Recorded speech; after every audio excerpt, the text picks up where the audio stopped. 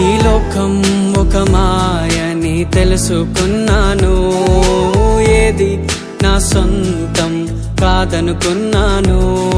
ఈ లోకం ఒక మాయని తెలుసుకున్నాను, ఏది నా సొంతం కాదనుకున్నాను. తప్పిపోయిన కుమారుని నేనైతే, నా కొరకై నిరీక్షించే తండ్రి నా యేసు. తప్పిపోయిన కుమారుని నేనైతే, నా కొరకై నిరీక్షించే తండ్రి నా